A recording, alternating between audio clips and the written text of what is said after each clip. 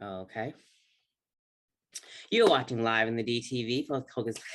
You're watching live in the DTV. We are joined today by brother Haneef Sabree, who is a teacher, author, and entrepreneur from Inkster, Michigan, a city that was crucial in supporting development of his character and opening his eyes to numerous realities of life. The name of his publishing company is Young Breed Publications. Trumping a Fixed Deck 2012 marked his editorial debut. A limited edition of his sophomore publication, Ventricular Soliloquies, was unveiled in 2017. Both literary works are poetic, autobiographical, and tell their own story in an authentic manner. For years, Mr. Sabree has been a writer and a mentor for the youth. Both are entities that he holds in high esteem. JRH and Sons LLC, a family-owned business sponsored by his independent publication ambitions. Sabree's poem, Instead of Tears, was recited in front of a live audience at the Broadway Theater in Detroit, Michigan, and received a standing ovation. His literature is available at Detroit Book City in Lathrop Village, Michigan, and Black Store Bookstore in Ypsilanti, Michigan. You can also visit his online store at JRH and Sons LLC, dudeA1.com. That's JRHANDSONSLLC.dudaone.com. Will be linked in the description below. And Mr. Sabree is here joining us today to talk all about his books, some upcoming events, and whatever else he wants to talk to us about today. How are you doing today, Mr. Sabree? I'm doing excellent, brother Jarrell, and just glad to be a part of Live in the DTV this evening. Absolutely. Yes. And how about yourself? We're good. I'm good. So let's jump right into it. First of all, how did you become a writer and author? How did that come of interest? No, that's a good question. So years ago, I actually been doing creative writing, I'll say for quite a while, a number of years. And so I really was into poetry, which serves as the basis for pretty much all of my main publications, even though each one has a lot of other aspects just to make each one more original, authentic, and intriguing. So years ago, I was doing a lot of writing. A good friend of mine from undergrad, he said, well, he's like, Haneef, you got all this great writing, you have this poetry, you have a lot to say as far as to society and the people. Why don't you put everything in a portfolio? Right. At some point, so it's more organized and structured. So basically, that's where it started. Brother Brill went ahead and put in a portfolio. And then at some point in time, just being the entrepreneur that I am and also trying to be progressive, I said, hey, it's a short-term goal. I want to actually publish at least 2 books. So to this day, I have surpassed that amount. And basically, once he planted that seed, that's where it goes back to a good friend of mine planted that seed. And from there, it grew and it cultivated. And it brought me to this point today, as I said, where I have multiple publications. And as you mentioned, I'm also a self-publisher, which I'm glad I decided to make that move because the journey has been very knowledgeable. I learned so much, and also just gave me more like insight from not just for myself, but for others, say future authors and self-publishers as well. Yes, that's an amazing journey, and sounds like your friend really helped you out there to help you start that journey that you didn't even know you wanted to be on. Yes, sir. Yes, sir. In your bio, you talk about, we briefly said that you were a teacher. How has you being an author helped you connect with your students and open their eyes to the literary world and encourage maybe some of them to pursue being an author as well? Yeah, so for sure, in terms of, being an author and, a teacher, it goes hand in hand because really just trying to get the scholars, one of my like biggest, I would say, like attributes of what I really try to extend to the scholars is, hey, always tap into your imagination. Right. Don't be just, limited by, what you might have seen, might have heard and what have you. You always want to think outside the box and always think big. So as far as like creative writing, it really supports that in terms of really just allowing your talents to flow, not just for yourself, but also, like I said, for the world to see, because each person, each scholar, they have something that others don't have. And you might be able to, spark that light in someone else to also, pursue a lot of their ambition. So really goes hand in hand in terms of mindset. I'll say more than anything, the short of it. really tapping into the mindset of the scholars and letting them know it's not just an infomercial. If you really want to be something positive, whatever it may be, it's attainable if you have the right mindset. Absolutely. It's all about mindset. If you can conceive it, you can achieve it. Yeah, absolutely. Yes, sir. Yes, sir. So how long have you been a writer? I see your first publication came out in 2012. And how many publications have you had since then? Oh, no problem. So in terms of an actual writer, we're talking about like well over 10 years, as you mentioned. Prior to my first publication, I was already writing. So in terms of like an actual, from a documentation standpoint, had that 2012 date. In terms of the total number of books I have is roughly is 4. So I had that first one, Trump in the Fixed Deck, and then a follow-up publication, Ventricular Soliloquies. The original copy is out of print. I had so many ideas, Brother Jabril. Like after that publication, I said, hey, I don't want to just keep this to myself. I need to come out with a limited edition, which is the exclusive edition, because it has some ideas that I felt, especially I say brown people in particular, needed to have access to. Because for me, and you'll see it throughout my publications, I really try to cater toward, I would say, the brown communities first, because it's a fact that the brown communities across this nation, across the world for that matter, are the most disrespected and misrepresented. So you'll see where I am addressing a lot of issues in our community, but I don't stop there, because nothing gets solved by just talking about the problems. You'll find solutions in all the publications that directly relate to our people. However, this is where that extendability comes into play. My aim is for anyone, regardless of their ethnicity, to be able to take something away, something positive and motivational for all the publications, for all of them. That's one of my chief aims. That's an excellent goal. Thank you. And aim. Appreciate it. Yes, sir. And I agree that you can't just sit there and complain or pick it. You got to put in the action, put in the work. So if you have some solutions, might be solutions in your publications, then that's good. That's a lot better than some people who just, whine about it, or okay, I'm gonna get on a podcast and speak about it. Okay, but what are you doing outside of that? Yes, and where's the work coming in? And just to piggyback off of that, if I could, what you said, just if you're just gonna talk about it as far as the issues, to me, that's just adding on to the problems. That's making it more, I would say, more comprehensive. So for me, you gotta have that solution behind it. Because if you don't have a solution behind it, then basically I'm saying, like, what are we doing here? Right. Yes, you want to identify the problem, but have to take it that step further. If anything, it just seems like if you're just talking about it, you're just telling people how to hurt you, how to keep hurting you. Yes, sir. No, that makes sense. Yes, sir. You briefly said that, of course, the Black and brown communities are the most, especially in this country, but around the world, underrepresented and disrespected.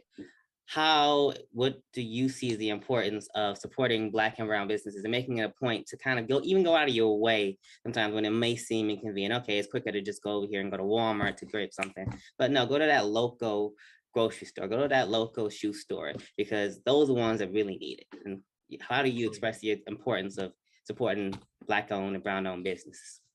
Yeah, so that's a perfect segue into that, because that's a huge part of the solution to the problem. That is, I'll say, just saying, do for self. And that's why when I think about it, I thought about this conversation and I look at the Honorable Elijah Muhammad. That's just one of his, I'll say, biggest accomplishments, is what he didn't just talk about, he was actually about it in terms of brown people, whether it's women and men together, actually doing for self. Because at the end of the day, yes, number one, that helps to make sure in the brown communities that we have that solid financial basis, number one. But what I say to people is multifaceted. Yes, that helps to make sure that you have your economics intact, which is crucial in a capitalistic society. But on top of that, you can use what I call the collective economics. You can use the collective economics to address certain social issues that are going on. And it's extremely effective when you tap into, say, social issues based on, say, as far as collective economics. Just a quick example would be, say, for instance, you have a grocery store that is operated by someone who's not from, say, the brown community, for instance, because a lot of times, unfortunately, they come in, there's a lot of, I say, issues in terms of customer service, in terms of the products that they offer and so forth. So what you do is we pool our money together and we basically have certain demands. And this is just, like I said, a simple example. You can expand it depending upon your needs. We say, hey, if these demands are not met, then we're not going to support your business. So whatever the business is that's not doing right by our people, if they don't make those changes, then they end up running out of business because, of course, they have to make money in order to stay in business. So with the social economics, Brother Jabril, like I said, on so many levels is critical. And that's why, as you mentioned, very important point, you said, hey, it might not be the most convenient, but it's necessary sometimes to make that extra stop, maybe drive a few extra miles to support someone from your community that looks like you, to help make sure that their business stays operational and keeps going so it can grow and prosper, because that'll come back on like each individual that pays it forward, that come back on them tenfold. Absolutely, absolutely. And with that, another segue, we're going to talk about, you have an upcoming vendoring event, I understand, where you'll be hosting and have in a couple of days, actually. So can you speak about that? Yes, sir. So the event is just simply, it's called the Inktown Business Expo 2022. And so here, one of the main purposes of this particular expo, number one, is to help restore the community. And when I say the community, yes, number one, I'm talking about the local entrepreneurs in the city of Inkster, because as you mentioned in the bio, that's where I'm from. I wouldn't be the person I am today if it wasn't for the great leaders and the role models in the city of Inkster. But I want to make sure that it's clear to the public and everyone who's listening, that's not just for local entrepreneurs in Inkster. It's also for our local entrepreneurs in the city of Detroit. Because what I notice is there's a big disconnect between the city of Detroit and Inkster. So I'm trying to help basically alleviate that disconnect. So I'm talking about the city of Detroit, most definitely, along with the city of Inkster. And really any, I would say, Metro Detroit city, Brother Jabril, that has the brown or black representation. So we're talking about River Rouge, Oak Park, Highland Park, E-Course, so extending all the way to Ann Arbor, because I know we have a certain percentage of, I'll say, strong brothers and sisters that have their own business in the city of Ann Arbor. So yeah, it's not just, like I said, within Inkster, trying to expand it. And that's also as food vendors, but also non-food vendors. So if you have like a food truck, or if you want to sell some handmade soaps or jewelry or books, for instance, I would definitely say to local entrepreneurs, get with me at, that's 313-695-4686, or if you prefer email, that will be HJ, then my last name Sabree, SAB as in Brian, REE @att.net. But yes, as you mentioned, it's this weekend, the 4th and the 5th, at 3620 Harrison Street from 12 until 5 p.m. And we also plan on having face painting for the kids, because we definitely want to have it where it's that family-oriented atmosphere. Absolutely. Yes, sir. And that's you said can you say the location again? I'm sorry, no problem. So the address is 3620 3620 Harrison Street. And then of course in the city of Inkster, and just it's between Beach and Carlisle. Those are the main cross streets. And that's the venue is weekend, June 4th and 5th, between 4th 12 and 5 5th, p.m. 12 to 5 p.m. Yes, sir. And what's the deadline, if any, for a vendor to show up? And I appreciate that. So the last deadline, Brother Jabril, was the 27th of May. But to try to give the entrepreneurs, the local entrepreneurs, some more time to actually get in the vendor form submissions, I extended to this Friday, the 3rd. I'll say this Friday, the 3rd. I'll say by 6 p.m. Try to just use like regular business hours. And also, something I failed to mention, definitely catering to the local entrepreneurs. But as I mentioned or alluded to, families are welcome to come out. Patrons definitely come out, as we were saying, and support. Support your own, support these brown and black-owned business, because at the end of the day, if we don't support us, who will? And actually we set the tone. I'll tell you this, Brother Jabril, a big misconception. We set the tone really for the rest of the world. We just got away from it through all the technology and the brainwashing and what have you. But the rest of the world, I'll say, despite popular belief, they learn from us, from brown people, how to do for self. Yes, sir. To this date, the world's richest man I've ever been alive has been Black man, and no one has ever been able to duplicate that so much to beat it. To transform the money, the currency, from what he had to today's currency.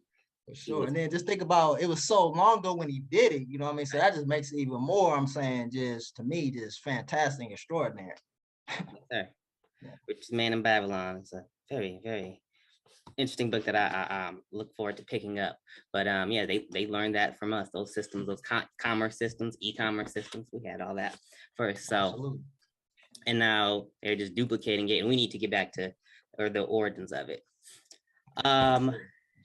we talked about you being a teacher, an author, your upcoming events. Is there anything we're absolutely not rushing you off, but we understand you're obviously doing a lot and got a lot going. Is there anything else you'd like to share with us?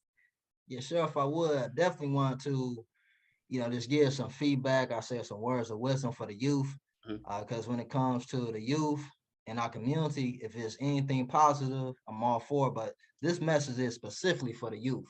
Mhm. And so I just want to leave them just with a few key points to keep in mind. And number one, just remember any, I say, young brother, sister out there, when you actually go into the world, you go into your career, say you might be making plenty of money, developing the prestige and the status and notoriety. But just remember this, what must precede all the riches, wealth, and fame. And my big brother told me this, and it stuck with me. It's branded, in my cerebral cortex, and that is principles, integrity, and just good morals, good character. Principles, integrity, and good character that must precede any fame or riches, because if you don't have that integrity intact, all the money, all the status and notoriety you have, it means nothing. It's all for naught. So that's number one I want to leave with the youth. Number two, speaking of just being a writer and just thinking outside the box, just remember the only limitations that you have in this world are number one, the ones that you place upon yourself, or number two, the ones that you allow others to establish for you. Those are the only limitations you have in this world.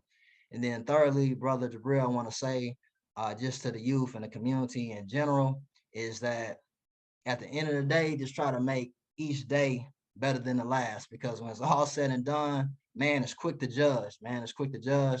But on that day of judgment, you're not going to have a network. It's just going to be you and him. So just remember that. Just try to do the best that you can. And again, just try to make your tomorrows better than your yesterdays. Absolutely. That's one prayer actually I say every day is like, bless me to be better than I was the day before, better than my former self. I'll say that's the truth. That's the truth. And Brother Jabril, I'm not sure about the time frame, but if we had time, I just wanted to know if I could just like leave the public just with a small like piece from one of my publications. Absolutely. Is this a good time? Yeah, absolutely. Go ahead. Oh, okay, Feel free. appreciate it. So Step out. this one, it blends right into what we've been discussing about, having that knowledge of self and also just the importance of the community and what have you. And it's called True Retrospect. Mhm.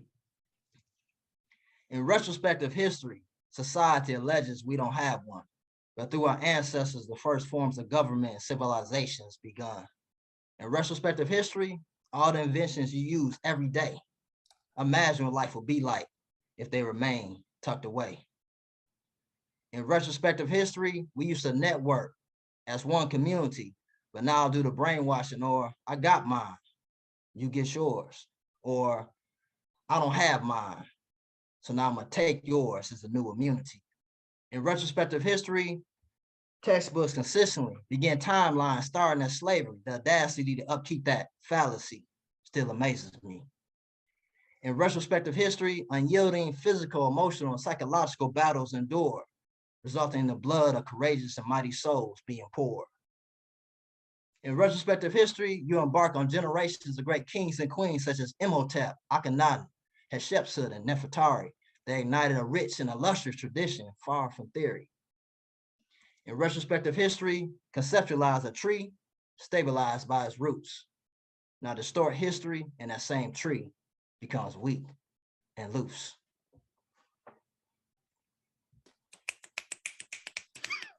Much appreciation, Brother Jabril. Yes, sir. Yes, sir. Appreciate that. Those words of wisdom and that poem that you blessed us with. No Um, problem. again, if there's anything else you'd like to share, how can the people keep up with you? How can we follow you? Where can we find you? Social media and all Oh man, that. appreciate that. As far as you bringing it up, so as far as on social media, I know on Facebook, you can look for HJ. Those are the initials of my name, and then Bree, Bree, and then it says Haneef Sabree, the author. That's on Facebook. And then also it's like other like platforms that, I work with. Definitely can reach out to me via the website. It has a excellent feedback form. And that's at that JRHAND, Sons plural, LLC.DUDAONE.com. It has a wealth of information, Brother Jabril, I'll say for yourself, and just, anyone that's for anything that's positive. The blogs, definitely check out the blogs. A lot of great information, like food for thought. Like I said, all positive. That's only like matters I try to delve in. So via the website, have the email, or even as I say, when all else fails, just the contact number, that Okay. 313-695-4686. All right, Brother Sabree. Well, we'll keep up with you via social media. Feel free to reach out with Brother at his email. I'll link that below as well as his website, social medias, and and look forward to that vending event this Saturday and Sunday between 12 and 5 in Inkster, Michigan. And you are live in the DTV. We thank you for joining us today, Mr. Brother Sabree. And we'll look forward to talking to you soon. No problem. Thank you for having me today. All right. Thank you for joining us. Thank you, live viewer, for tuning in to this week's episode of Live with DTV. Be sure to keep up with this week's guest by checking out their links below. Also, follow our page at Live with DTV on social media platforms. That's Facebook, YouTube, Twitter, Instagram, just all of them. Also, follow my personal pages at I Am Jabril on Facebook, Instagram, and Twitter. Show love to our supporters of the show at pennylovefitness.com. Get your fitness game right with pennylovefitness.com. Keep up with all the latest news, events, fashions, and happenings in our communities with supportblacks.net, while also getting your support black businesses and black brandware with supportblacks.net. Keep your devices alive and running well with iDoc Device Repair. That's www.idocdevicerepair.com. All right, that's all the time we have here today. Thanks again for tuning in. Remember to start your own business, stay hydrated, and we'll be seeing you soon.